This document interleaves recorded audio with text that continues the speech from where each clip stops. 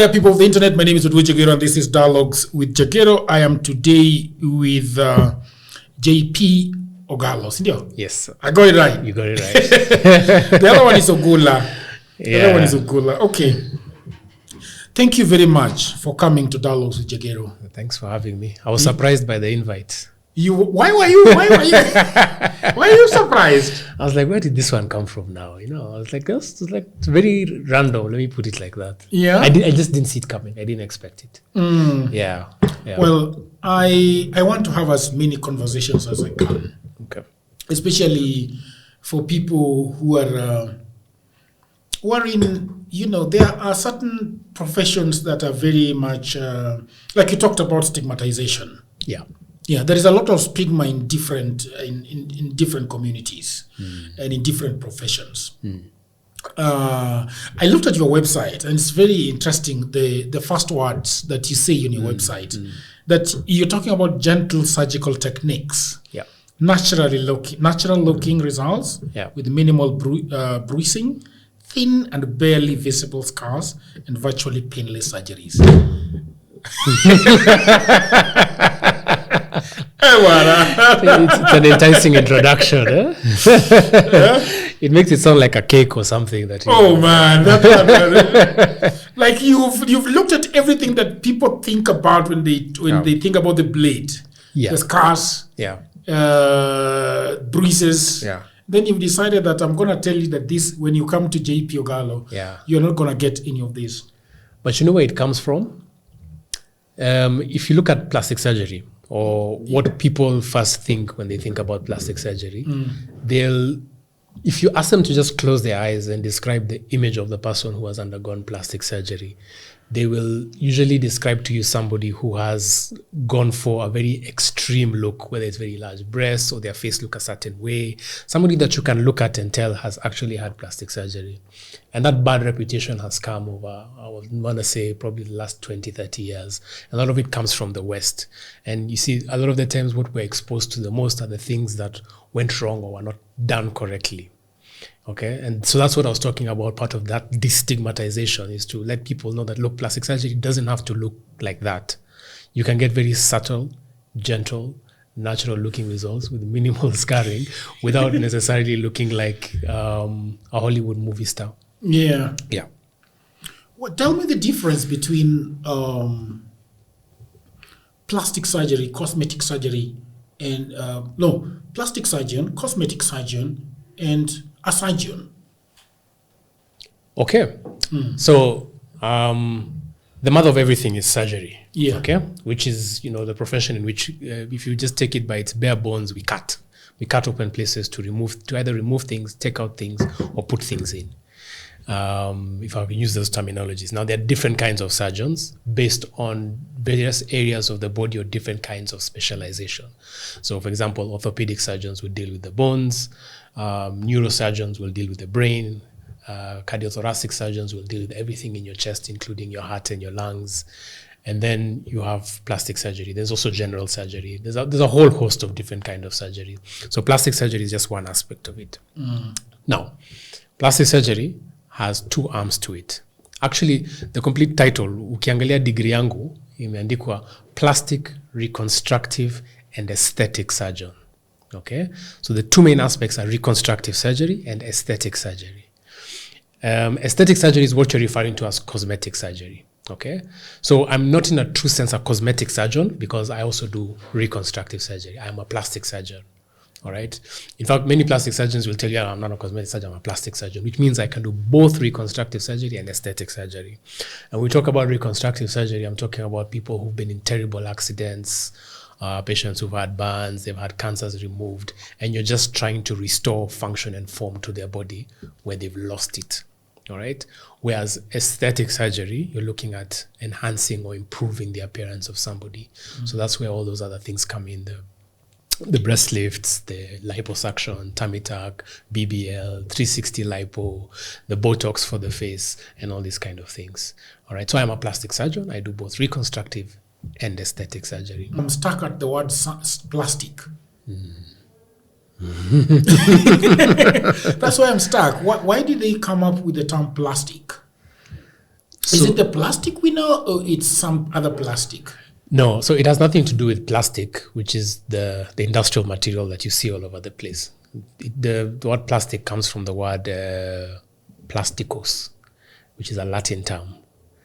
I can't remember the exact meaning of the term, but what they were pretty much referring to was, well, just to describe to you, when you're trying to reconstruct or fix something, or move one part of the body to this other place, just to plaster it, kind of, like patchwork, like reconstruction, kurekebisha. Yeah, so the word is not actually the industrial material. No.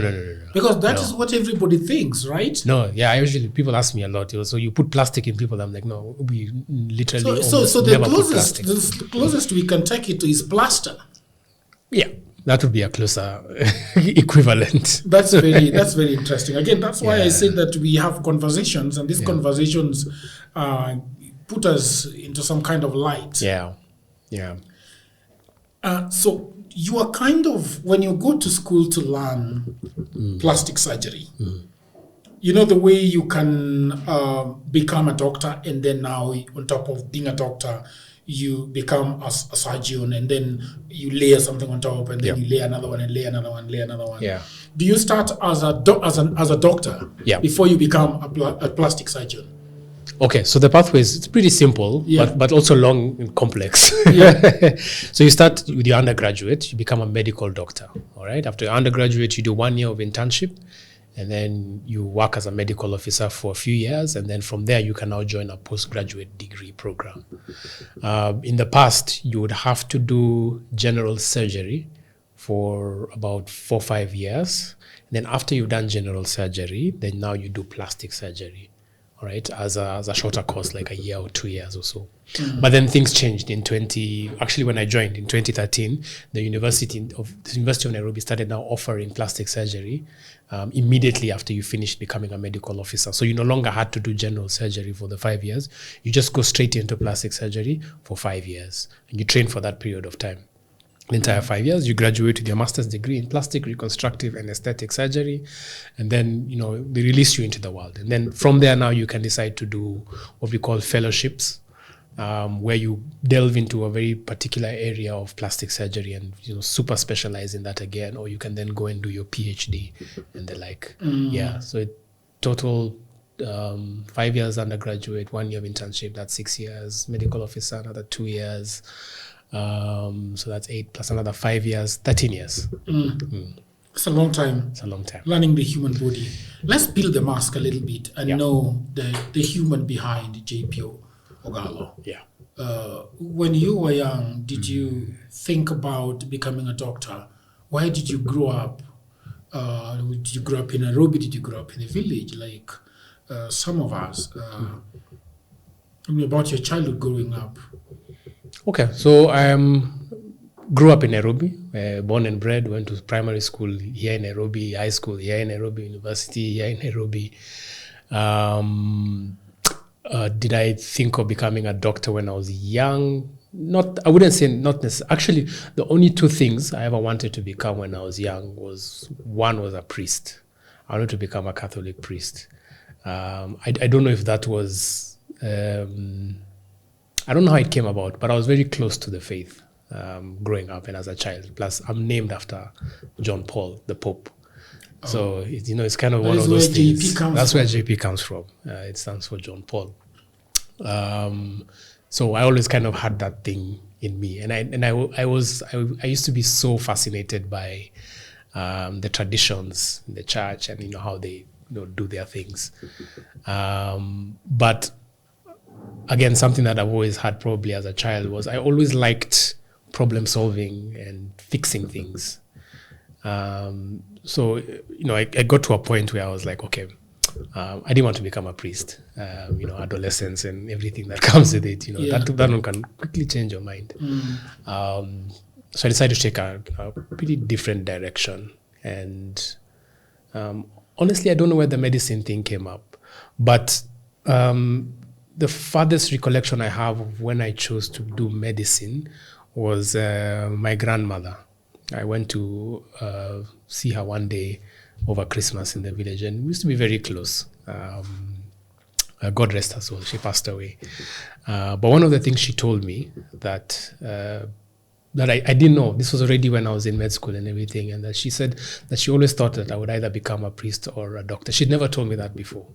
So she was thinking the same thing that I was thinking. And then, medicine came up, and it was just, I just like, okay, this looks interesting. This looks like something that aligns with my personality. And I liked sciences. I was good at the sciences. And then, you also cannot deny that cultural thing that, at least in my age group, our parents, you become a lawyer, engineer, or a doctor.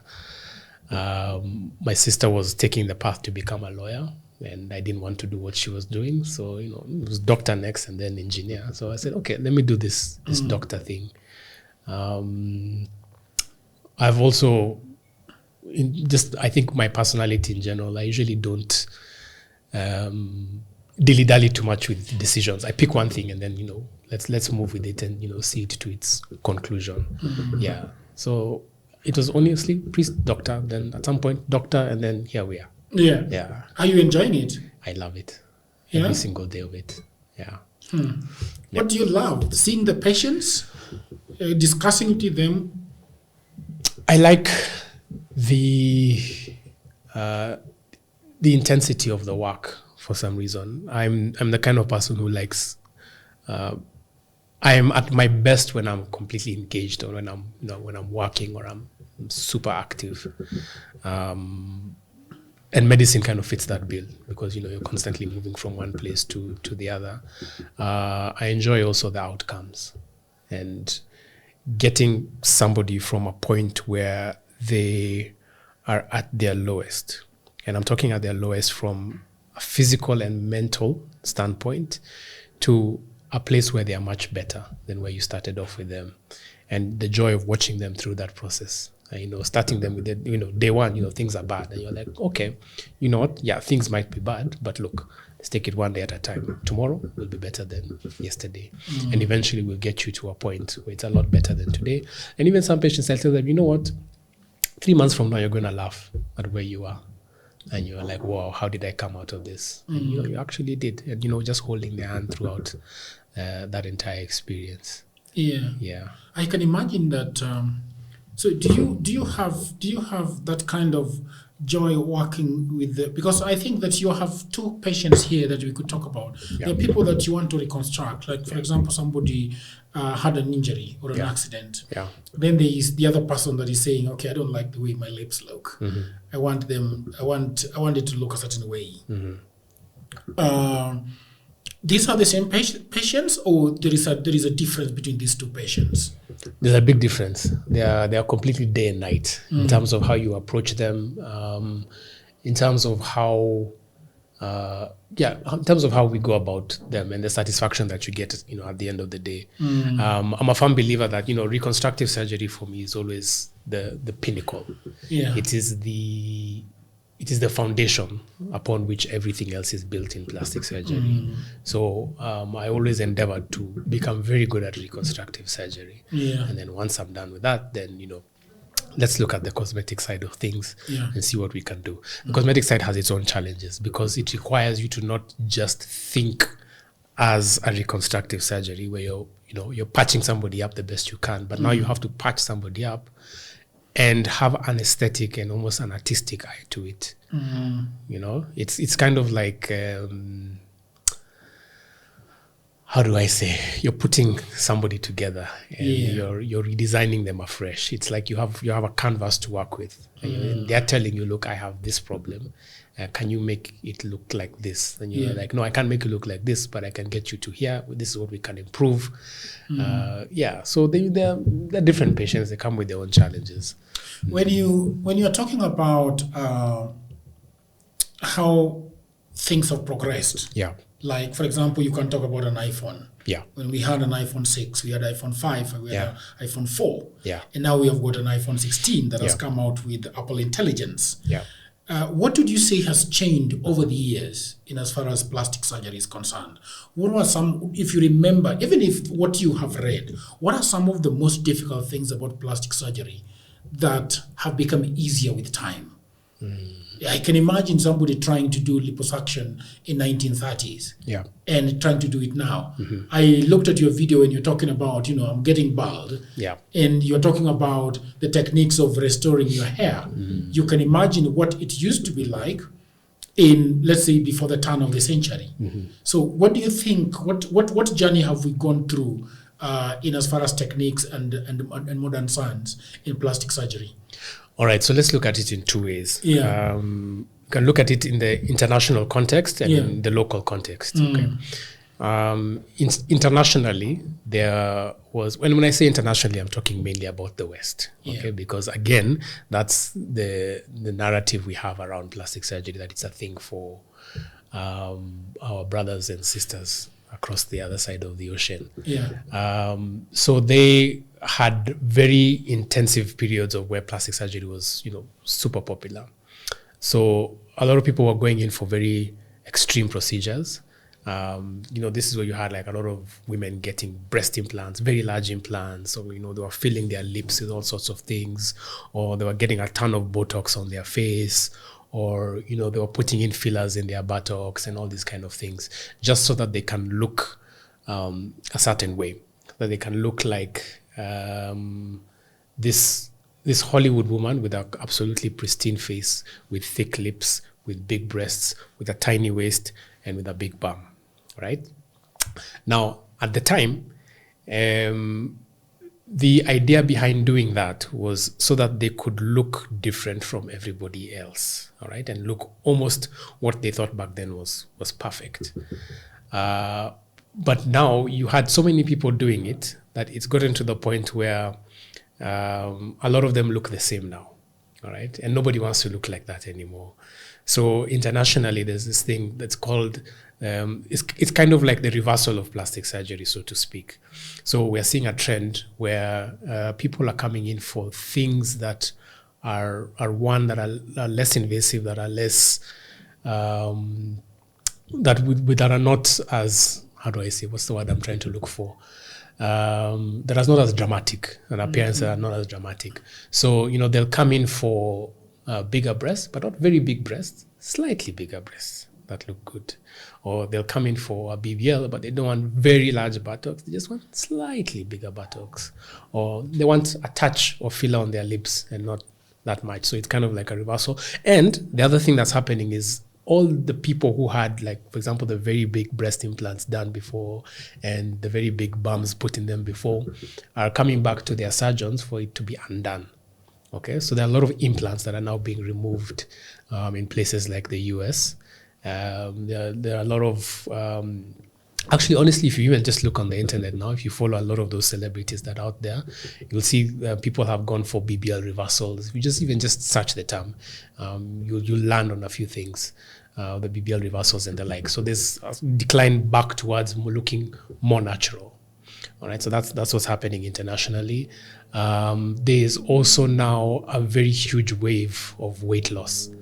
I'm sure you've seen a lot of stories around Ozempic, this wonder drug that everybody's now doing, to lose a chunk of weight. People are getting bariatric surgery, and a lot of them are doing it, one, to look good, but also just to be healthier, which for me is a fantastic thing. Okay, locally, you have to understand that Kenya is it's far behind the curve in terms of the evolution of plastic surgery. I believe the first plastic surgeon we had here was in the late 80s.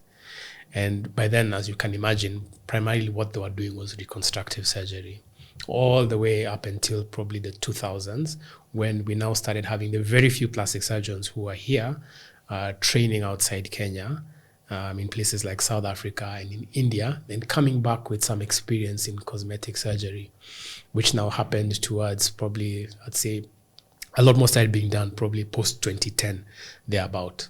And then decided the program in 2013, and then now started training people like JP how to do cosmetics and reconstructive surgery. And then now, so right now you have a chunk of young plastic surgeons who are doing a lot of aesthetic surgery work as opposed to what was there before.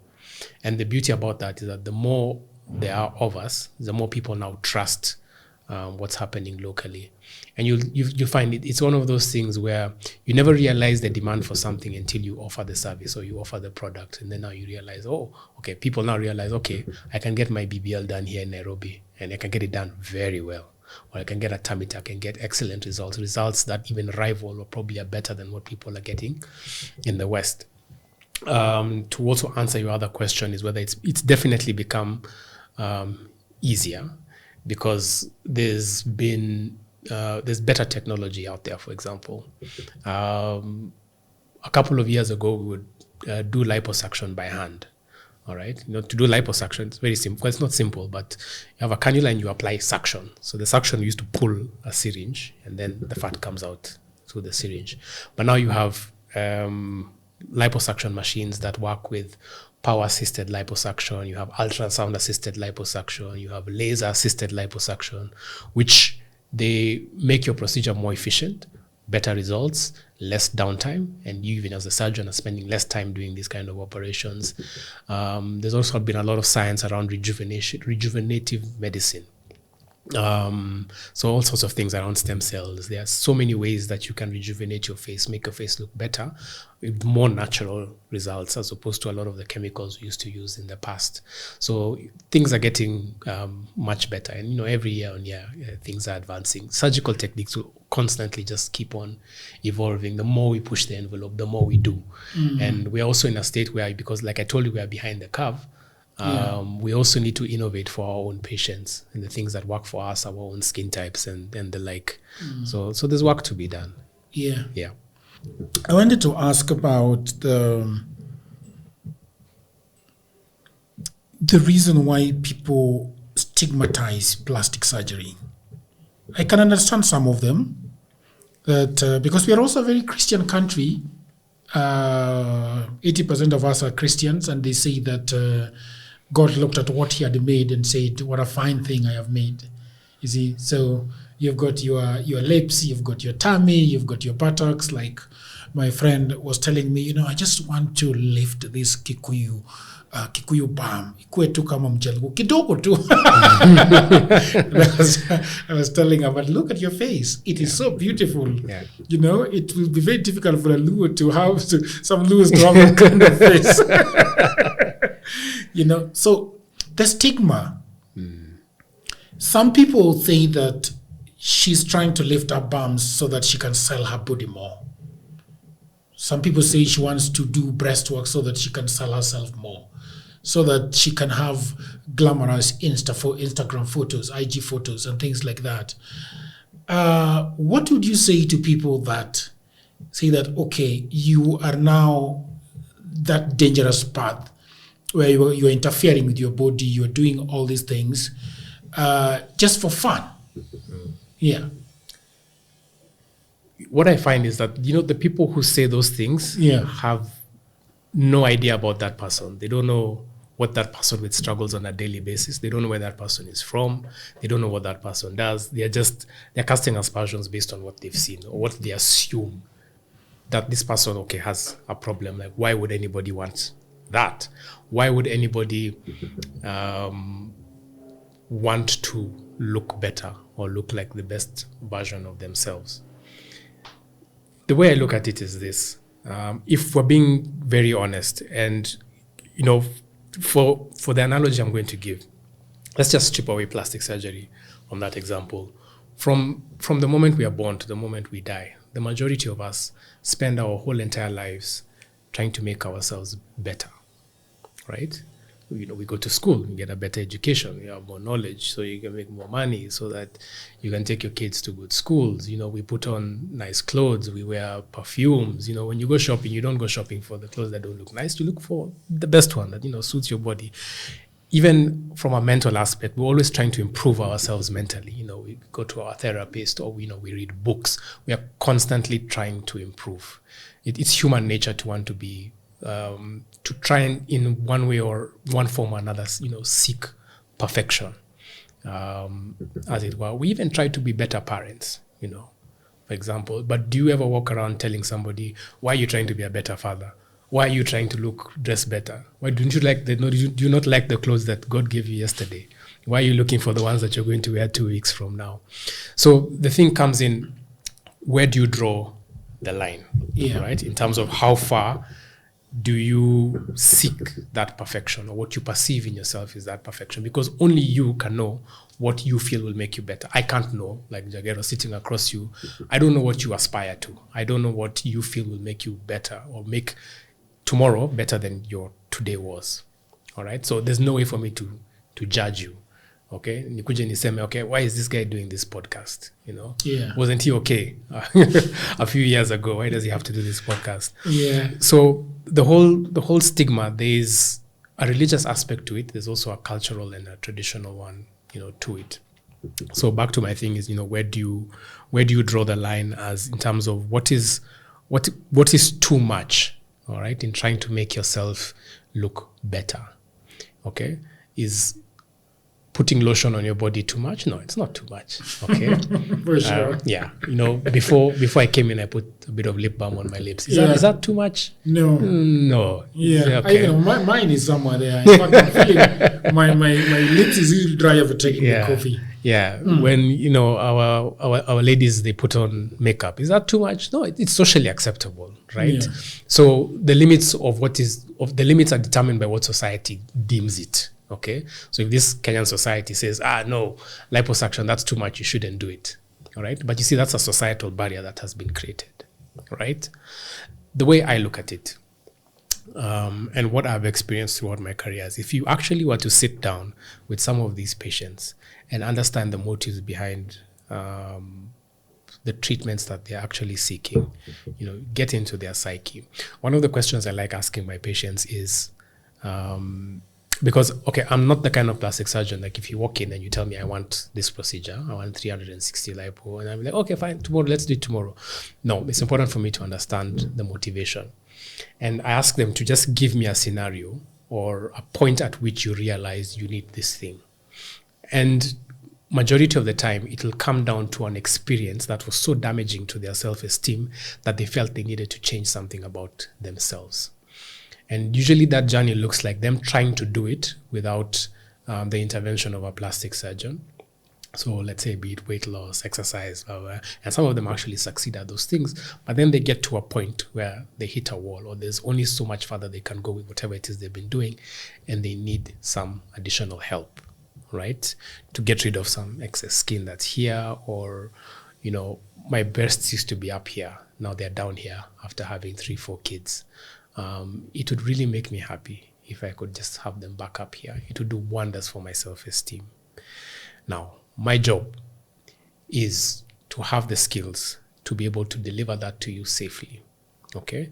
Because if plastic surgery was something that 90-95% of the time would kill a patient, then I wouldn't be doing what I do, right? My job is to make it safe. My job is to take you from point A to point B, the outcome that you want, safely, all right? And to understand you and to understand your motivations. Yeah. I don't know if that answer satisfies. That answers the question. Are they afraid when they come? Because I would be very, very afraid. I watched your video and I saw you with a syringe poking onto somebody's forehead. Was that a syringe? Yeah, a needle. My question would be, it's a very dramatic, while my words could be dramatic in themselves, dramatic interference with how, do you think that it is a dramatic interference of how the body works? No, not if it's safely done. It's not a dramatic interference of how the body works. It is a reorganization of the body. Yeah. Yeah. Shifting how the body works would, even just the sound of it sounds dangerous. All right. Yeah. So why would I offer a dangerous product to the patients? And you'd be surprised how many patients have had plastic surgery and walking in the streets, they're completely comfortable, they're fine, and they've moved on with their lives, forgetting about all the stigma that has been created, by society, constantly judging them and telling them that no, this is wrong. To your question about whether they are afraid, of course they are afraid. This is life-changing surgery, literally. It is life-changing surgery. So of course they're afraid. Of course they second guess. Of course they are also victims of the stigma that has been created within our society. Those things play on their minds when they're going through these things. They're like, okay, what if it goes wrong? What if I die? Okay? Yeah. My job, where I come in, because, sometimes you hear a plastic surgeon and you just think of, the surgery, the patient goes home. No, there are a lot of things that happen in between the patient wanting that surgery and that patient achieving the outcome that they want. Okay? A lot of my job, if not probably 95% of it, plays within that. Okay? So if you're an anxious patient, how do you sort out anxiety? All right? A lot of anxiety is the fear of the unknown. Okay? And this is why I always insist to my patients. You asking me earlier whether I'm a TikTok doctor. Ask a lot of the people who've reached out to me on TikTok. I tell them, you know what? You want this? I can do it for you. But please come to my office. Let's sit down and let's talk about it. Okay? And I'll sit you down in my office for an hour, 1.5 hours. I have a whiteboard. I will draw for you. And I will take you, I'll walk you every single step of what it is we're about to do, all the risks that are involved, where things can go wrong, and I'll tell you why they will not go wrong. Okay? So the whole journey in between. And you'll be surprised, once you educate somebody on something, then they're like, oh, okay, it's not as bad as I thought. Okay? But do they understand the risk? Do they understand what they're getting themselves into? Okay? So there's that bit. Of course, there's a bit of anxiety that will still remain behind. But, it helps. Education helps. Like I said, the fear of the unknown is, stops a lot of people from doing a lot of things that can be very good for them at the end of the day. I hope that you're enjoying this program. Over the last 15 years, I have been working online for clients in America, in Europe, and all over the world. And that is why it pains me a lot when I see a lot of African brothers and sisters saying that they do not have a job.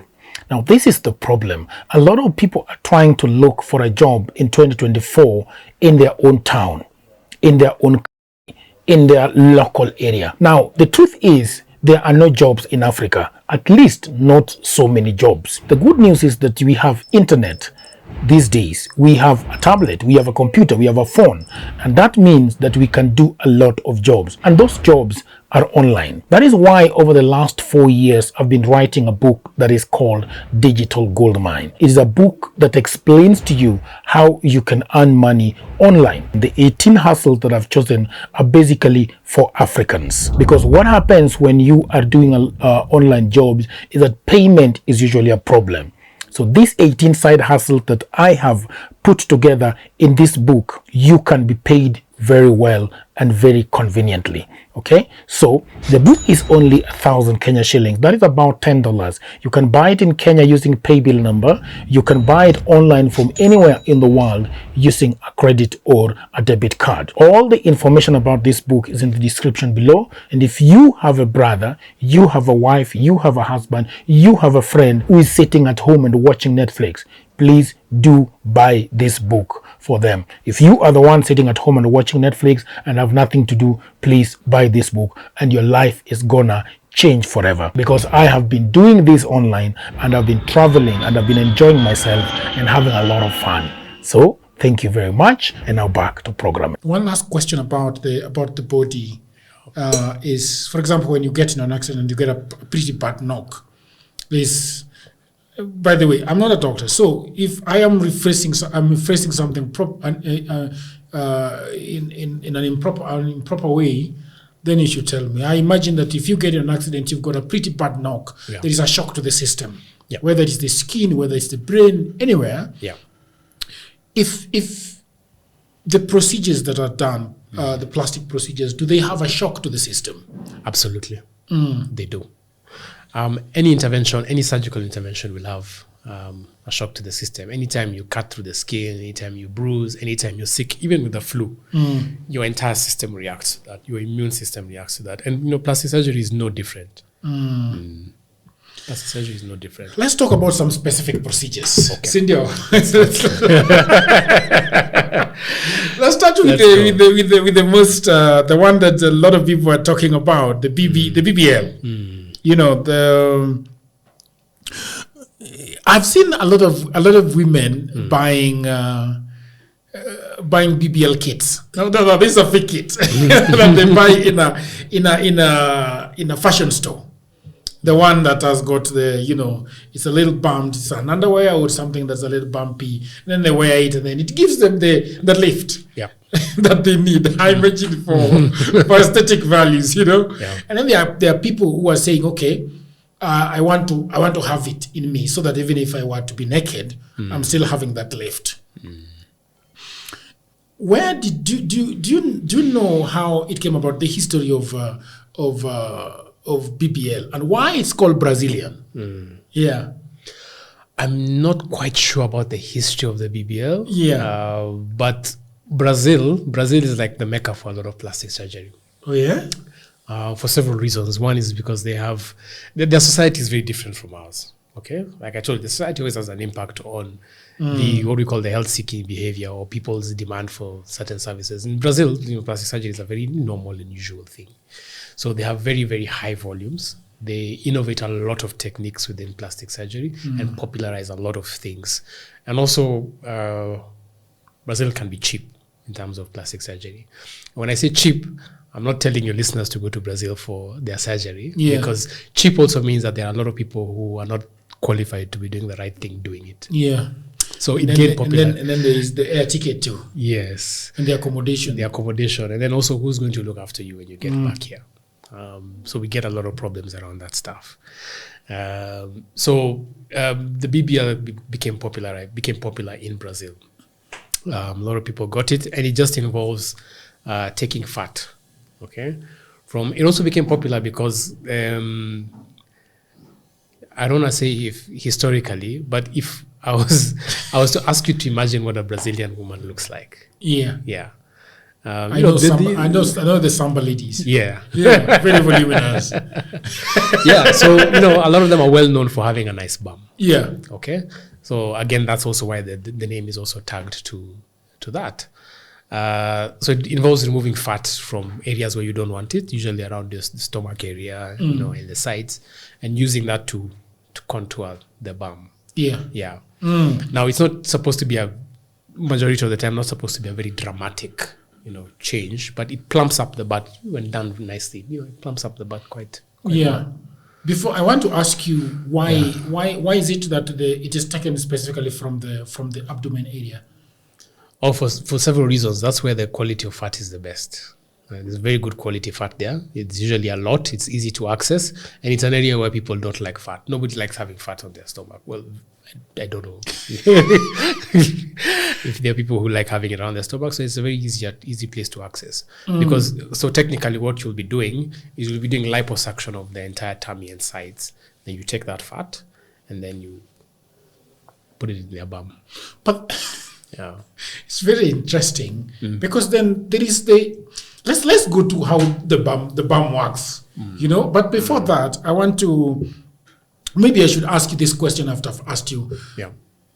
Because, there are so many things that play in our minds when we imagine these things as laymen.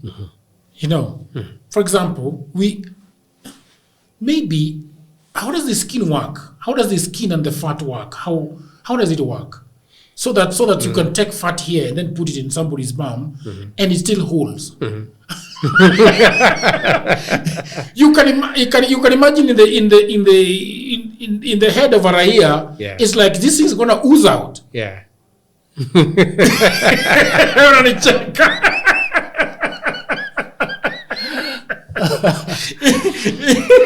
So sometimes we joke that God was a plastic surgeon. Yeah. Or still is. He's probably the best one out of all of us. Oh yeah. Because he designed the body in such an intelligent and aesthetically good way for us to be able to do what we do. The skin is fairly simple. Okay, largest organ in the body. Okay, it protects everything. It holds everything in place, literally. Underneath the skin, if you think of the skin like a sandwich, I'm going to do a super bright, the one that's yellow and then the green part is on top. Yes. The scouring part is on top. So that green part is the skin and underneath that yellow is the fat. So there are two different structures. They are like two different entities. And they are not firmly attached to each other. All right, and fat is like it's like blobs of like little balls of fat. Okay, and you can separate it from the skin very easily if you're doing liposuction or any other procedure. So how a liposuction cannula works is just it's a tube that has a hole through it and it's attached to suction, something to suck out. So you stick that underneath the skin into the layer that has the fat, and you turn on the machine and it sucks the fat out. Okay, you can't suck 100% of the fat out because that fat also serves a purpose. So there's always some fat that's left there, but you can significantly reduce the amount of fat that's there without disrupting the body too much. Yeah. So that's essentially how we get the fat out. And so you get it, you suck it out into this machine. Yeah. And then you have, is it living? Is the fat a living organism?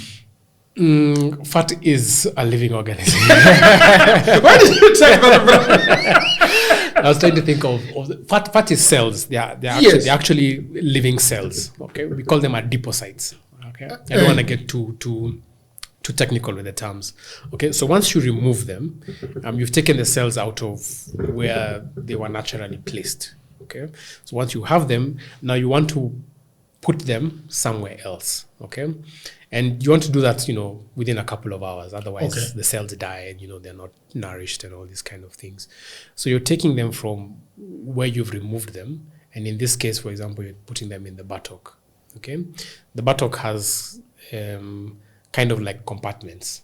Okay. Where? Yeah. So most parts of the body have compartments. Yeah. All right. So not everything is interconnected. It's not that if I put fat in your bum, itamwagika mpaka kwa mguu or into your feet. No, it's contained there, okay? It's contained within that compartment. As long as you understand how the compartments are placed and you understand how the aesthetics of the buttock are supposed to look. So you inject it in the correct, you inject it in the correct place. All right, so when you inject it in the correct place, it's like you've rehomed it, you found it a new home. All right, and fat thrives when there are blood vessels around it. Okay, because the blood vessels, they welcome the fat and now feed the fat. They nourish it, and the fat lives, survives, and thrives, and it stays there. Though there is a percentage of the fat that does naturally die off. That's always expected. Yeah, but the majority of it, it stays there and it survives and it lives. You've just taken it from one room to another. One room to another. Yeah. It's a very good analogy of what happens there. And then so, but what gives now the elasticity? Is the buttock made to be elastic? Is the buttock made to be elastic? Okay, if you look at the bum, the buttock, there's the bone that's underneath it, and on top of that bone you have muscle. Okay. So a large component of the buttock is muscle. This muscle that allows you to move around your hips and helps you run and walk and all these kind of things. So there's the muscle, and then on top of the muscle, there's fat. Okay, the fat tends to be more in women than it is in men. That's just naturally how it is. That is why women have got bigger ones. Yes, that's exactly why women have got bigger ones, and also men tend to most times have more muscle than fat around the bum area. So that's how it is, and then on top of that, now you have the skin. The skin also plays an important role because the skin is what is elastic. The skin is the one that drapes everything on top and puts it in place. So the elasticity most of the time is within the skin. So when you inject fat into the bum, the skin expands, right? It becomes, a little bit more tense. So now you get a shiny little buttock. You're able to correct places that have bumps and cellulite and all these things, or what you call the hip dips. You're able to fill them out so that you get a nice voluminous buttock. Dude, this thing sounds really, really, really refreshing when you talk about it. Okay, that makes a lot of sense. I want to ask you how it goes wrong. Okay. But then before I ask that, I want to ask, who is the best candidate for PBL? That's an extremely difficult question to answer. Okay. Is it? Yeah. I never generalize anything in plastic surgery that, a patient should be like this, like this, like this. I speak to the person who is across the table from me in the consultation room to figure out whether they're a good candidate for a certain procedure. Most times what will happen is a patient will come into the room with a preconceived idea of what it is that they want. They'll say, I want a BBL. Unfortunately, plastic surgery doesn't work like that. Right? It's not like picking Blue Band off the shelf at Carrefour. Nataka, it's not a brand thing. It is what treatment will work for you and work best for you. Okay, so I'll give an example. Sometimes I'll have a lady come into my office who is slender, who is skinny, but wants a BBL. Right? Like I've told you, a BBL, you need to take fat from one place and put it to the other place, but she doesn't have any fat. So is she a candidate for a BBL? She thinks she is, but she's not. All right. So you would ideally need somebody who has a lot of fat to donate, or enough fat to donate to the buttock. If I can just simplify the criteria as simply as I can. Yeah. Yeah. And also somebody who wants a BBL. You'd be surprised. Not everybody wants a BBL. I can donate the fat to my sister? No. Why? We don't do that. We've not gotten there yet. What do you mean by that? It has to do with what we call immunogenicity. What's yours is yours. And what's yours ideally should stay yours. That's how God designed your body. When you start taking things from one person and putting it in another person, the other person's body recognizes that this thing is not mine. This thing belongs to Jagero, so take it away from me. And it kills it. Your immune system attacks it. Really? Yes, that attacks it, and it can land you in a lot of problems. Right? Remember that thing you're talking about? Does surgery have a shock to the system? Yes. Yeah, try messing with your immunity. That is now the real shock. Yeah. It will reject that fat dramatically. Okay? It will reject that fat dramatically with very, very bad consequences. That's a quick way down into the grave. Before I forget this question, I think this is a question that I'm going to ask. Well, the person has belly fat. Yeah. To donate to the bum. But you still say no. Why would you still say no? Underlying problems? Myself as a surgeon? Yeah. For various reasons. Yeah. So, like I told you, I'm not a mercenary for hire. I'm not the kind of person who tell you, okay, I want a BBL and tomorrow I'm giving you the BBL. I have to be able to decide that I can get this done safely. So there are various what we call high-risk categories of patients who may not be probably the best candidates for some procedures. For example, patients who are extremely obese, patients who, pregnant women, you just generally do not touch them with any plastic surgery. So if a lady is first, second trimester, she wants a BBL, you're like, no. Endosai kwanza, and then breastfeed, and then come back now when you're ready. And I hear there are doctors who just go ahead and do it, but not JP. No, not me. Because also the last thing you want is your patients walking around this town with very bad results. It always comes back to you. I'm sure you choose the hosts that come on this show. You choose the guests that come on this show very well. Yeah. Because it also reflects very badly on you. So, it's the same thing. And safety is of paramount importance, because you also have to understand that if I do something within this industry that was ill-advised or that didn't meet certain safety standards and it goes wrong, it has a ripple effect throughout the entire industry. And all the work that the people who have come before me have tried to do for plastic surgery in this country can quickly be undone by one poor decision that was just based off greed and selfishness. So I have to be able to protect that. Yeah. Let's talk about longevity of the results. Yeah. I come for the surgery today. What happens? What happens after the 3 months, 2 months? Yeah. Do I have the big nice bum until I am 80 years old? I shall be visiting again.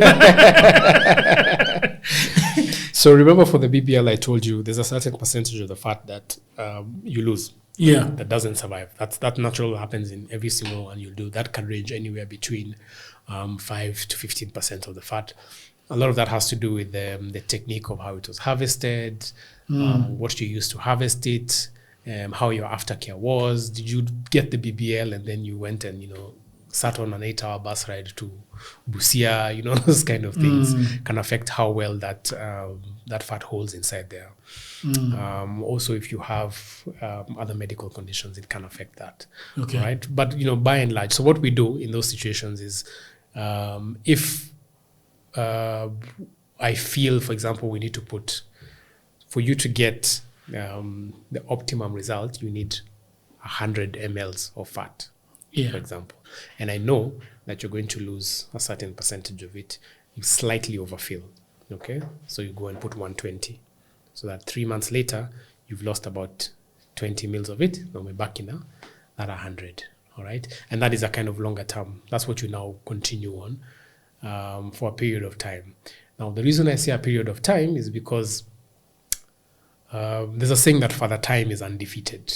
Yeah, I've heard that. Father Time is undefeated. Father Time is undefeated. Your body ages, all right? Your body ages, your cells age, all the things that hold your body together, they age, your muscles age, and then there's gravity. Gravity is pulling you down. It's not just pulling you down, it's pulling every part of your body down.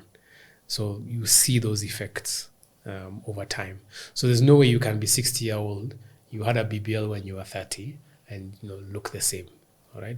There's going to be changes as you go on with time, okay? The good thing about the BBL is because you're taking fat and you're taking your own fat, so you get a very nice natural result that ages better with your body, as opposed to putting in things like butt implants at some point were very popular. So it's an implant that you put, in the buttocks. But you can imagine you have this synthetic thing in your bum that is technically unnatural, and everything else around it is aging in a natural fashion because of time, because of gravity, and because of all these things. But that thing is not aging together with the rest of the bum. So you get to a point where, 6-10 years down the line, you look at yourself in the mirror and you have a very strange looking bum. The beauty about fat is that you don't kind of get that. It ages a lot better, but still ages. So there's still a likelihood that further down the line, you'll need a touch up here, a touch up there. You can always still come back for more contouring, more fixing up, plaster.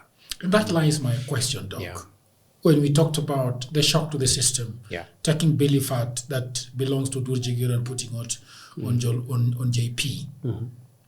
How about this foreign material that you're putting there? Does it not have a shock to the system? And while we are still thinking about that, I'm going to have a follow-up question. Is it still natural?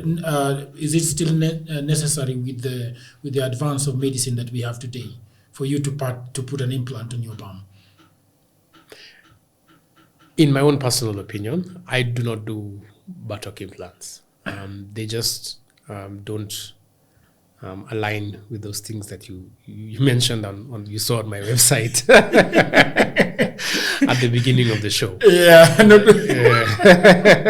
The results are not gentle and they're not natural. So for me, if that doesn't align with me, I'm like, listen, I'm not the correct surgeon for you. Maybe you can find something else. Implants, again, I do not want to generalize.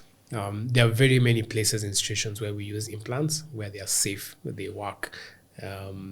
They will not have any very large long-term consequences for you if done the right way for the right indication.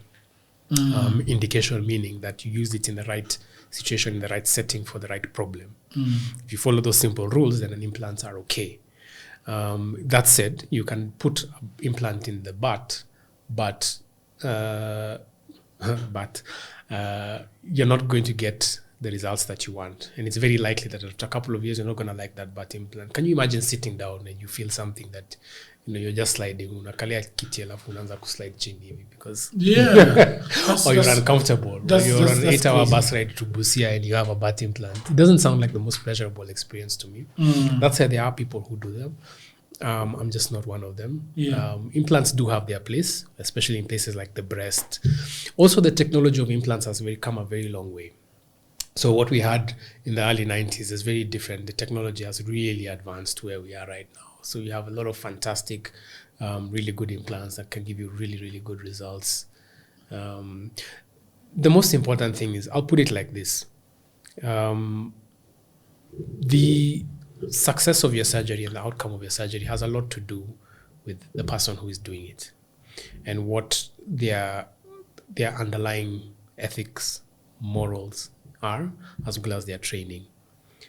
So that's a very important thing to remember. Okay. Yeah. So, for example, there probably are people out there who do really good butt implants, okay? Because that's just something they believe, something that they do. My only question is, look, you have to ask yourself, again, this is just me. Is it giving you a natural result? Is it giving you a result that when you look 10 years down the line, I'm like, I like that. I can live with that. You know? Thank you, Dr. JP, for giving me this. Thank you for changing my life. Because at the end of this, you're dealing with somebody's life. And remember, I was telling you about taking somebody from point A to point B, where they're able to look at themselves in the mirror and be happy. It's, again, there's an aspect of it that has nothing to do with the surgery, but has everything to do with how they feel, how they wake up in the morning and how they feel. Now, do I think a butt implant can do that for them 10 years down the line? Probably not. Yeah. We're going to be talking about hair loss, but first of all, let's talk about, there's a big elephant in the room. Gastric bypass and the balloon. You know? I saw them on your website too. And you promise that they're going to be gentle. I think gastric bypass and the balloon are very much attached to weight loss. The first question that probably I'm going to ask you, why is it so difficult to lose weight the natural way, for lack of a better word? Okay. And then go and what do people tell you when they come and they tell you, hii kitu nimejaribu nimejaribu kitu bwana. I work. Yeah. What's the natural way? You've talked about what's the natural way? Mimi bana si nilikuti hiyo kitu bana. The natural way for me would be nothing done. You just deal with the diet. Okay. That would be my assumed natural way. You're just dealing with the diet. You're saying, okay, do your portioning right. Do this, do that, do this, do that. And then there is I don't know whether, could be a natural, could be, but let's go with what is on the streets, that it's the natural way of doing it. Okay. So I'll preface this by saying I'm not a bariatric surgeon. Yeah. Okay. Bariatric surgeons we talk about different kinds of surgery. Bariatric surgeons are surgeons who specialize in weight loss procedures, at least the surgical ones. Okay. I, by extension, get a lot of weight loss patients coming to my clinic because the weight loss and plastic surgery are very close together. Now, I do offer some weight loss procedures and interventions, but I do work with bariatric surgeons in doing so. Okay. From within my clinic. And even the ones that I do at the clinic, they're not invasive surgical procedures. So that's probably what you've seen. But I don't do things like gastric bypass and all those things. Yeah. And even then so you did be safe for us to bypass it and go to hair loss? No. Very important topic. Very important topic. Yeah. Very important topic. The natural way is a very tricky one. Yeah. It's a very, very tricky one. A lot of the patients who would come in would tell you, I've tried everything, to lose weight the natural way, what you're calling the natural way. But the natural way has so very many nuances to it and also a lot of misinformation to it, because somebody will say they've tried the natural way, they've tried eating healthier, but what does eating healthier mean? If you ask majority of people, they tell you, I eat sweet potato in the morning for breakfast. Okay? It's healthy. Yeah. Right? At least that's what you've been told. But you may find that sweet potato that you're eating has a chunk of calories. So how many are you eating? And what's the calorie count in them? Because at the end of the day, when you're trying to lose weight, you are looking at putting yourself in what we call a calorie deficit. Okay? Which just means the energy that you're consuming is less than what you're expending, all right? Expending through exercise, through daily activities and all these things. So you need to watch what you're putting in and also work on the things that allow you to expend energy. So that understanding of all that sometimes can be difficult for the average person. I'll give you an example, even just based on what we have to. You had, I think it was a black coffee, right? Yeah. I had a double cappuccino, all right? So my double cappuccino has more calories than your black coffee, simply because of the milk, all right? This is probably around 150 calories, and yours there is probably around 90, all right? So already I'm, way ahead of you in terms of my calories. So I need to make sure that my next meal, I factor that in so that I'm meeting a certain level of calories I'm consuming any given day. What happens is a lot of people go on diets that work against them. Okay, you'll find patients starving themselves, and then they will say, I've not eaten the whole day. Now it's dinner time. Let me now eat everything. All right. And then at the end of the day, you'll find that this person is still consuming more calories than they're expending. So what we try and do is, kind of assist people to understand the balance between what it is that they are consuming and what it is that they're expending. And, I usually work hand in hand with the nutritionists, the bariatric surgeons, and then there's now myself, the plastic surgeon. I usually come at the end once the patients have kind of lost their weight and they're like, okay, now I have all this excess skin hanging off me. JP, how can you help me? Oh, I see. Yeah. But, like I said, a lot of patients come to me from the get-go. So it's important for me to be able to know and advise them, okay, this is what I think you can do. Let me connect you with a nutritionist. Let me connect you with a bariatric surgeon. Let's all work together as a team, allow you to achieve your weight loss goal. And once we achieve your weight loss goal, then now you come and I do what it is that I do best. Yeah. Okay. Yeah. Have you ever had a weight loss specialist here on the show? No. You should. Very interesting topic. I don't know any. Do you know some? Yeah. I'll introduce you to a few people. Please introduce me to some. I had a couple of questions that I wanted to ask you about this, but I think this one, let's save it for that kind of guest. Okay. Then we go to hair loss. Cindy. And the first question I'm going to ask you about it is that why is it that mostly it is the men that fall victim? You can see that mine has started receding. Yeah. And I'm feeling very awful about it. I have always wanted to have the hair of my father. My father has this beautiful, huge hair, which is thick and black. And he had it until he died. And then suddenly, I am just 40, and my hair is receding. And I don't like it a bit. Yeah. My sister is having a full hair. So what the weight loss on men? Yeah. Do you understand it? Can you explain it? So again, hair loss is a complex topic. You may not know this, but your hair has a life cycle. All right, it goes through a life cycle. So it goes through a phase where it is growing. It goes through a phase where it is stagnant. It goes through a phase where it is falling off, and then it kind of repeats that entire cycle.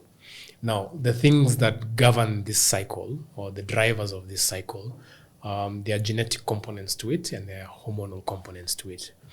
So in men, we tend to experience what we call androgenic alopecia. Androgenic meaning that it is based on a hormone that is produced mainly by men, which is different from women.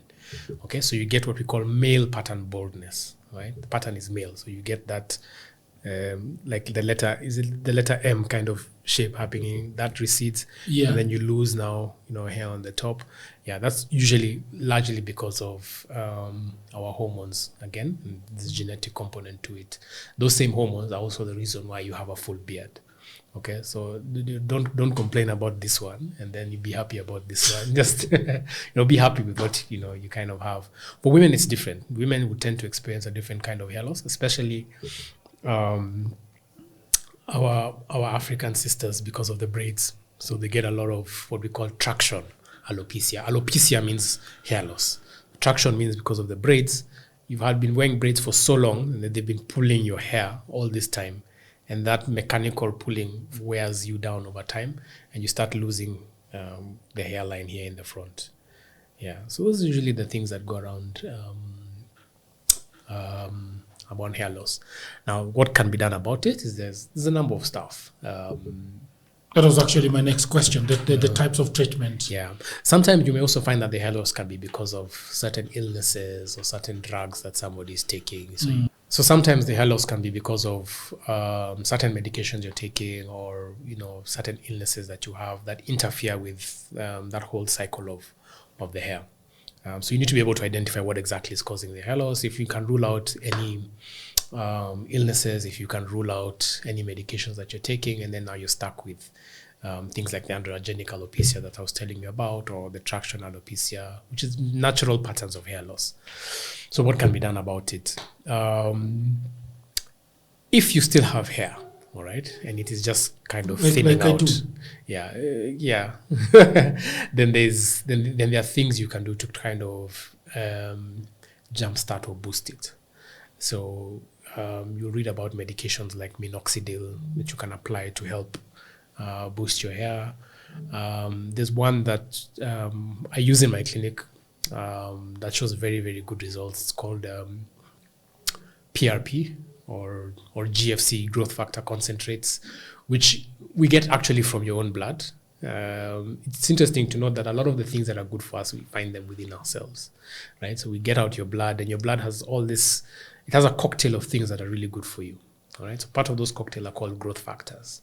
So we take the blood and we concentrate those growth factors to high concentrations, all right, using a specific machine, and then we come and we inject them into your hair, okay? So that now we think of it like putting fertilizer in your hair.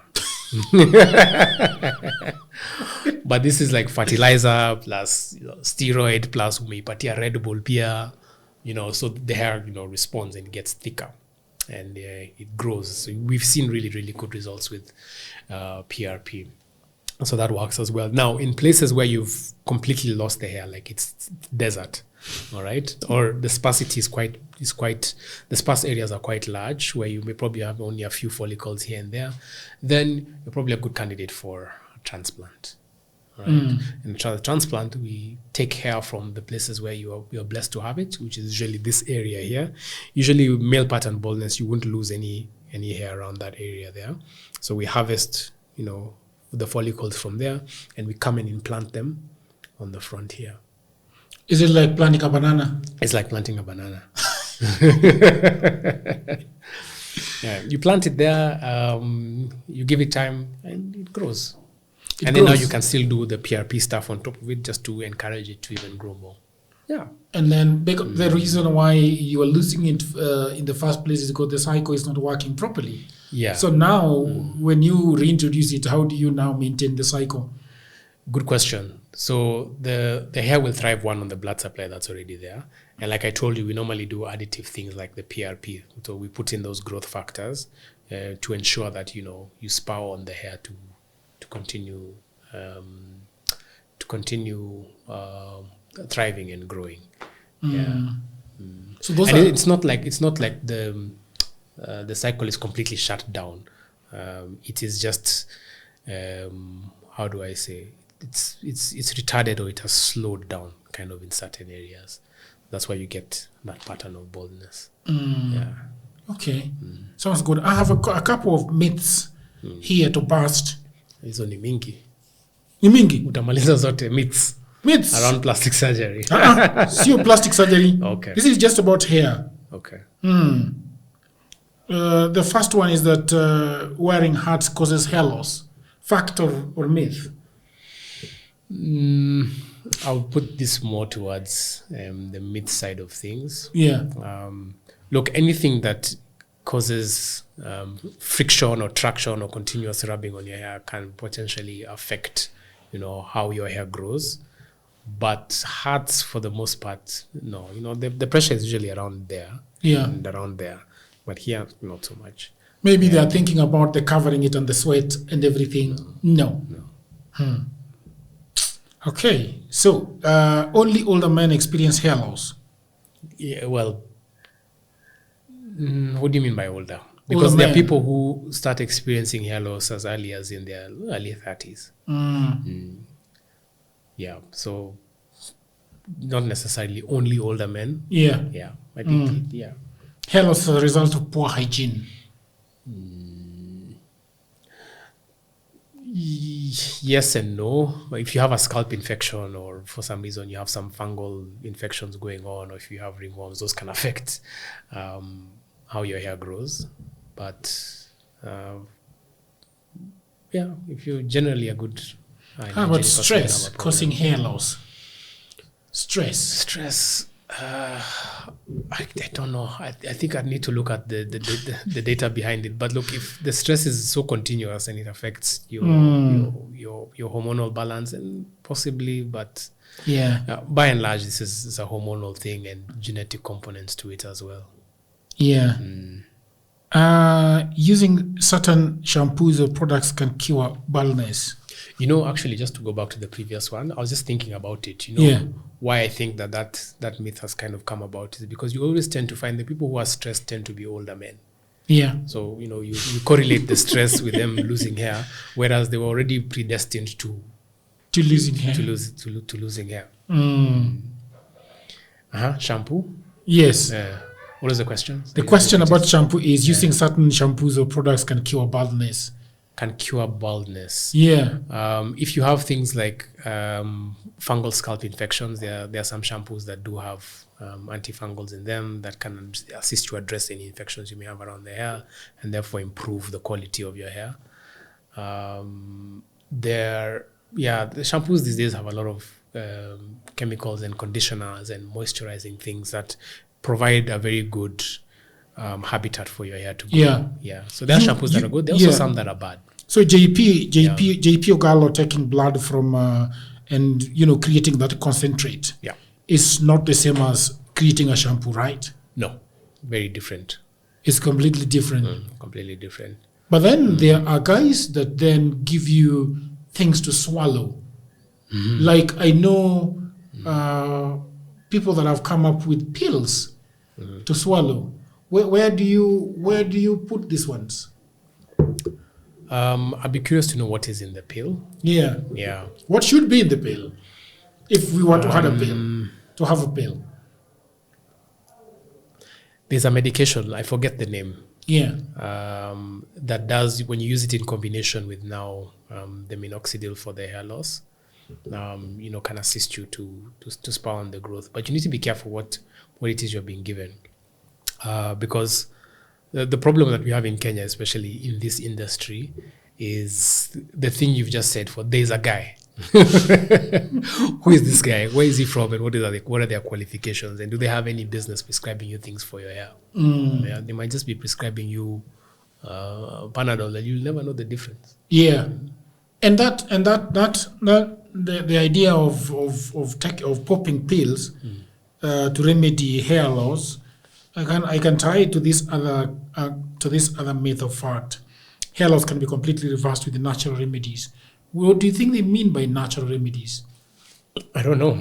And what does completely reversed mean? Medicine rarely has absolutes. Yeah. So completely reversed, no. There are probably things out there that can help a little bit with the hair loss, but you can't completely reverse a natural process. So you'd say that the most potent way of restoring the hair loss is the concentrate? It is, in my opinion, one of the best methods we have of restoring your hair.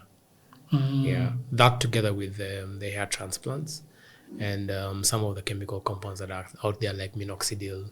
Yeah, it just depends on you see what normally happens. You get a treatment plan. All right, we say for you, okay, Jagero, we'll do a hair transplant, and then 2 months after that, we'll start the PRP injections. In between that, you start the minoxidil treatments. Yeah, so it just depends from person to person. I've got a few questions from the audience that knew that you were coming to the set. How did they know? I usually say that I'm going to have a doctor on set talking about cosmetic surgery and plastic surgery, and they send me questions. So, is there a question there like, ni how much? I get that question a lot. But let's not answer it today. That's the first question, though. That's the first question. That's the first question, right? Ask Dr. how much BBL costs. Why? For me, if you don't want to answer the question, I will ask you the question a different way. Why does it cost something else at Upper Hill and cost completely something different in Westlands and completely something different in Karen? Okay, so I'm usually at pains trying to explain this thing, and it's very difficult to explain to somebody on social media. There's a lot that can be lost in translation. Okay. And the patients who have seen face-to-face will tell you why they usually understand at the end of the consultation why I don't necessarily just fix or generalize a price. Because remember I told you, plastic surgery is not just picking Blue Band off the shelf. Okay? Your situation can be very different from this next person's situation. All right? So I'll give you an example. Somebody can ask me on TikTok or Instagram, BBL ni how much? But the first question I think it myself is, first of all, do you need a BBL? All right, is the BBL the right treatment you are? Because what does a BBL mean to you? Because to me, a BBL means something differently. You may be asking the wrong question. All right, the first question to ask is what procedure would work best for me, and then when it comes to the procedure itself, this is like any other industry where things are costed based on what the inputs are. Okay, so for example, I have patients who have a very low pain tolerance. All right, so if they have a very low pain tolerance, it's likely that they're going to spend a longer time in the hospital. And because they're spending a longer time in the hospital, it's likely that their bill is going to be slightly higher, as opposed to the patient who is spending one night in the hospital. So 1 night, 5 days is a huge price difference there. Okay. There are things to do with the kind of anesthesia that is being used. Some procedures you don't need to completely put the patient to sleep, or you may just need to, block off certain nerves in the apartment area. Again, the price difference is different. So these are things that I can only establish when the patient is right in front of me. Liposuction is different, because if I'm doing a liposuction for 2 hours versus doing one for 6 hours, again, there's a huge price difference. Yeah. Okay? So we tailor the cost to whatever it is that after the consultation we feel that the patient does. So usually when a patient comes to me, we sit down, I take them through that whole process that I've talked to you about. And then once I've understood all these pieces, and then I say, okay, based on what we've discussed, this is the cost estimate for what I think this is going to cost you. All right. So, for example, that person who has asked, how much is a BBL? A BBL sometimes can take you 8 hours. If I give you the price for an 8-hour BBL, you'll not talk to me again. All right. Whereas your situation may require something very different. All right. And I'm scaring you off by telling you, that's going to cost, X amount of zeros behind it. Yeah. Okay. So, I prefer trying to just give a price range and averages. The other thing that will affect the cost of your surgery is it depends also on who's doing it and how they cost their services. All right, I'm not in charge of what another plastic surgeon costs. I mean charges, because people will have different years of expertise, for example. All right, so if you find a plastic surgeon who's been in the field for 30, 40 years, it's very unlikely that they're going to charge the same as somebody who has been in the game, 5, 10 years. There's very likely going to be a very large cost difference there. So that's why in Karen it may cost different from there. And also remember, things are priced differently in Karen. Like this glass, it's the same way you go to Naivas and Carrefour. This glass will cost you a different amount of money there. All right. So now you times that across every single thing that I'm going to use for your surgery. There's a cost difference. All right. Nairobi Hospital is not the same as Karen. It's not the same as AR Hospital. It's not the same as Mpisha. Right. All those things go into the costing and the pricing for the surgery. Yeah. So it's easier to kind of give a price range. Yeah. Okay. So somebody asks you how much is cosmetic surgery, which one? A rhinoplastic, a nose job can cost you, 500K less, for example, than a BBL. They're both cosmetic surgery. So which one are we talking about? Yeah. Yeah. So, what are the specifics of what we're talking about? I try as much as possible on my website. I have that information there. And I put it there with a disclaimer, much like what I've given you. It's like, look, there are a lot of things that go into the costing of these things, but this is just to give you a rough estimate. A rough estimate and a rough idea. Somebody from South Africa asking the question that if I go to have a surgery done, what are some of the fundamental questions I should ask, and what are the questions that a plastic surgeon should ask me for me to make the decision that this is the right doctor, or I should find someone else? Let me not speak for everyone, for all the plastic surgeons out there, but I honestly always feel it is very important to create a relationship with your surgeon. Like I said, this is not like picking Blue Band off the shelf. We're talking about life-changing surgery, okay? So, do your due diligence. Feel comfortable with the person that you're talking to. So, you kick it off, you strike off conversation, you try to find out, where this person is from, what do they do, why it is that they want, the surgery. That's how normally I would kind of start it off, just trying to get an idea of, the person that I'm dealing with, and being able to because for me, managing the expectations is very big. Again, I'll give you a very typical example. Patient walks into my office and they will tell me, I want a breast lift.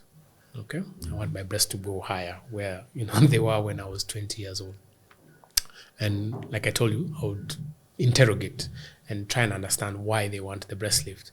So if, for example, they tell me, I want the breast lift because I want to make my husband happy, okay? Because I think if I don't get it, he's going to leave me, all right? So you see, for me, that's already an unrealistic expectation that I'm being required to meet, okay? Because me doing the breast lift has nothing to do with whether or not your husband will leave you or not. I could do it and he'll still leave you. Then you'll come and say, JP, you lied. You left me, give back my money. So, like, what is the motivation? Okay, and if the motivation is something that is manageable and it's something that I can deliver, then good. If it's an unrealistic expectation, then no. So it's important for your surgeon to understand what the expectation is and what the brief is, and give you something that they can deliver. And you should not have them promise you something that is unrealistic. Okay.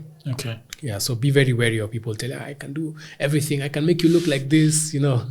If it's too good to be true, it usually is. Yeah. Okay. Then they need to take a very keen interest in terms of your medical history.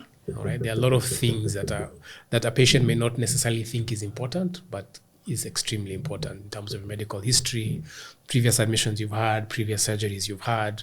Are you a smoker? Are you not a smoker? How much alcohol do you drink? Are you on any herbal medication? That kind of stuff. Okay. And then you get to that point, and then you ideally would go into a physical examination, right, where we look at what the problem is, and decide, okay, this we can fix, this I can deliver, this I cannot do, this is what the expectation is. All right, this is the realistic outcome that I can give you. Okay. Then from there, you look at the potential risks and complications. Okay. And this some people might skip over, because we don't like talking about the stuff that can go wrong. All right. But it is a critical part of any consultation you go into with any doctor. And it's not just even for plastic surgery alone. This is across the board. You need to understand what can potentially go wrong. Okay. And when the doctor is telling you what can potentially go wrong, they need to tell you what they will do to mitigate, to make sure that these things do not go wrong. Okay? Well, let me not say to make sure, but to reduce the chances of any of these things happening. Sure. Okay? Yeah. And you completely understand that. This is part of the process of informed consent. I recently did a video on informed consent. This is part of that process. So making sure that the patient understands exactly what can go wrong, and also understand the alternative treatments that exist for whatever particular condition it is. And also what would happen if no treatment at all was done. Yeah. Okay? Because the point being, you don't necessarily have to do it. Okay. Okay? And then, thereafter, I would normally do a treatment plan. I'll say, okay, I know who you are. Now we've decided, we've settled on this. This is what we're going to do. I run it by you, and you're like, okay, we're in agreement. Okay, and then from the treatment plan, and then now you look at the cost estimates. And then now you see, so you understand the cost, so that you're not looking at the cost as one figure, you're understanding why it costs like this. Okay? And then there's the basic things. Please make sure that your plastic surgeon is actually a plastic surgeon. Yeah. Not everybody in a white lab coat is a doctor. All right. There are people who will not tell you that they're not plastic surgeons, but they still offer these services. Yeah. It happens a lot in this. Do you ask for a certificate? You can, but also the medical board. These things are available online. Oh, really? Yes. If you go to the website of the Kenya Medical Practitioners and Dentists Council, you can put in the name of the doctor and it will tell you what their qualifications are. Oh, yeah? Right. That's really new information to me. Yes. If there's no plastic surgeon written there, I would strongly suggest you do not go ahead and do that procedure. If it's a plastic surgery related procedure. Great. Be very careful, because it may seem like a small thing, but the level and the detail that goes into the training of these different surgeons is very, very different. Yeah. And it has a direct impact on the outcomes that you do have. So the other person is asking, I am planning on doing a plastic surgery. Should I tell my husband?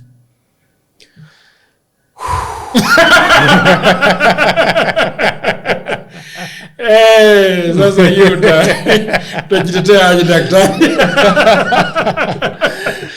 Now you're putting me in between marriages. I think you know what to tell them. I have a feeling you know what to tell them. Okay. Or understand the question, or what they're asking. Yeah. Sometimes people ask questions, but there is something they're really asking. That's not really at face value. Probably, is it a discussion I need to have with my loved one before I do it? Because the other question is completely related to this one. Okay, so the short answer is yes. I would strongly advise that you let your spouse know what it is you're undergoing. All right. Usually, with any surgery or any admission process, you're required to list who your next of kin is.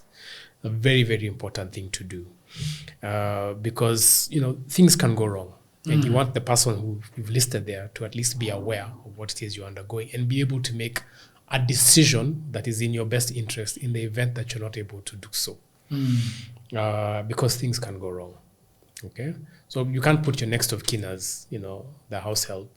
And then something goes wrong, and your doctor or the hospital is calling your house help to make a life-changing decision on your behalf. All right, so you need to have somebody there who is closer and more in tuned. And in my opinion, if you're married, your next of kin should naturally be your spouse. Yeah. Okay.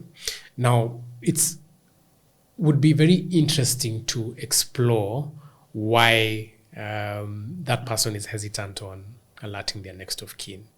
In my experience, the trend, especially in Africa, is when a man hears that his wife is going to get plastic surgery, the natural reaction is no.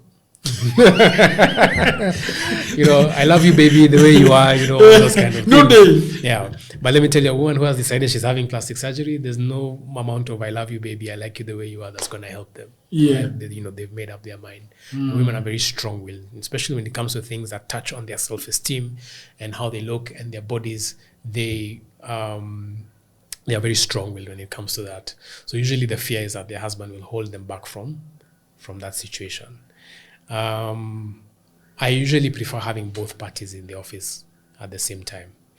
I don't know what you think, but in my opinion, that comes from just the man's role of just being able to protect his family. All right, it's not anajaribu kukazia, Yeah. It is that protective instinct that men have. That look, this is something that I don't feel is necessary, and it can potentially go wrong. And how will I answer to the God up above if something was to happen? I will have failed in my role as a man. Okay, be that as it may, there is a middle ground. And normally, usually, when you bring the men in along for this journey, and I also, play the role of trying to educate them as well in terms of what's going to happen, the risks involved. Then they tend to soften. And then, you go about your things and your surgery comfortably, because again, sometimes very few things stop a woman from going out and getting these procedures done. Yeah. However, it is not a requirement, all right, that your husband has to know that you're getting the surgery done. If you're an adult and you're able to consent on your own and you understand all the risks and the complications that are involved, it is not a requirement for your husband to know.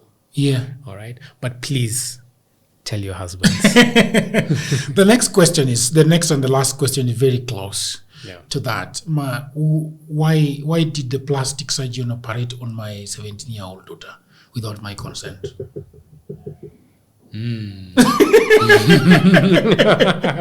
Which country are we talking about? Kenya. By the way, I don't know, but I said the name is Kenyan. The name is Kenyan.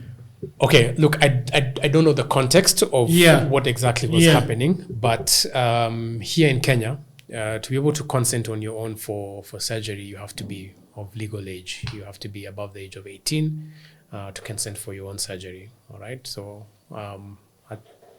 a teenager or anyone who's 18 and above can consent to their own surgery, even though they're still living in your house and doing all these things. They can tell you as a courtesy, but if you're above the age of 18, legally they can get whatever operation it is that they want. That said, if an 18-year-old came to me and wanted, I think the guy was very specific with the age. Yeah, I'm getting to that. I'm getting to the 17. Yes. Because this is also a very important point to make to your listeners. If an 18-year-old came to me and telling me that they want liposuction, there's a very strong chance I will tell them, okay, as much as you're 18, I need you to come in with somebody else, like a mother, father, guardian or something, before you make this decision. Because you require also a level of mental maturity to make certain decisions. Now, to answer that question, there are certain scenarios in which you can give consent on behalf of the patient, all right, if it is in a situation where somebody's life, for example, is at risk and there is no way of you communicating with the guardian, for example. And sometimes surgeons who, in most scenarios, actually in all scenarios, are the captains of the operating room, and a decision needs to be made, and the decision is being made in the best interest of whatever is happening at that given point in time, then there are sometimes provisions or leeway that can be given for the surgeon or the captain of that ship to give consent on behalf of that child.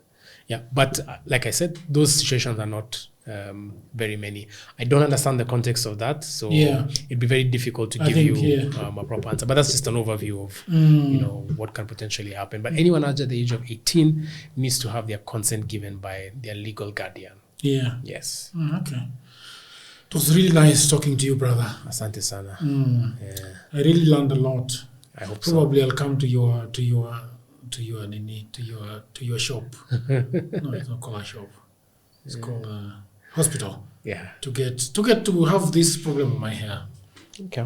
We can. Is it too bad?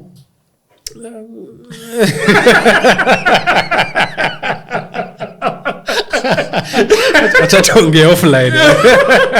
All right, people of the internet, thank you very much for tuning in. This was JP, John Paul Ogalo, a plastic surgeon. Hope you enjoyed this episode. Please consider subscribing. Where should they follow you on your YouTube and your TikTok, though? And also, I was forgetting where they should find you if they want to consult you. So you can find me on pretty much every social media platform. On Instagram, I'm Rekebisha, but also if you look for JP Ogalo, you'll find me, JP Ogalo TikTok, JP Ogalo LinkedIn, JP Plastic Surgery on YouTube. I don't have too much going on YouTube, and JP Ogalo also on Facebook. If you want to look for where I am, you can find me also on all those pages. You'll find out how to get in touch with me. Okay. It's pretty simple. I am a child of Nairobi. I am all over the place. I'm also in one place. So you can find all that information on my socials. Thank you very much. Until another episode. Bye for now.